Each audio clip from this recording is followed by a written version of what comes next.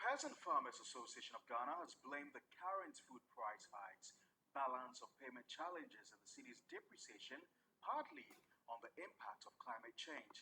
Ahead of the United Nations Conference of Parties in Egypt, the group wants government to commit budget allocation for rigorous and adaptation measures to further avert the effect of climate change on smallholder farmers.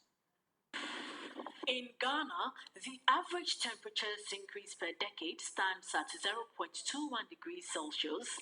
This is expected to rise within the interval of 1.7 degrees Celsius to about 2.4 degrees Celsius by 2030. That's according to the Intergovernmental Panel on Climate Change.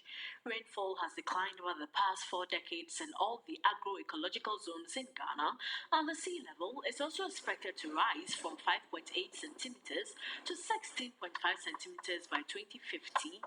The effects of climate change on the agricultural productivity have been huge, as the sector mostly depends on rainfall. If you take a cost of agrochemicals, for instance, that we used to buy 20 cedis in 2021, this year we bought it for 55, 60 cedis. Fertilizer that we used to buy 130 cedis, the open market, this year we are buying for 400, 450 cedis. Even with the government subsidy, 25 kg, that in 2021, we bought for 53 Ghana cedis. This year we are buying for 160 Ghana cedis. So many farmers actually abandoned their farms. Those who continue to farm didn't apply inputs. So yields has drastically reduced. As Ghana and other nations gear up for the 27th session of the United Nations Conference of Parties, COP27 in Egypt, the Peasant Farmers Association of Ghana, with its partners, as part of the national caravan activities, wants government to show commitment towards taking action to combat climate change through its nationally determined contributions.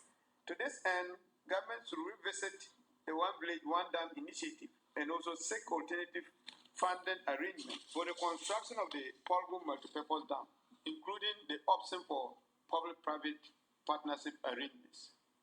More investment should also be provided to reconstruct the existing irrigation facilities across the country. This is our 4th COP in Africa. We need not to allow this opportunity to pass by. So we are calling for what we call the loss and damage. In Copenhagen, in 2009, they promised that by the year 2000, they will give us 100 million each year. But up to now, they have not fulfilled their promise. And so we are mobilizing citizens that they should raise up our voice and tell world leaders that enough is enough. The association also wants government to demonstrate its commitment to combat activities of illegal miners in the country and increase climate change financing.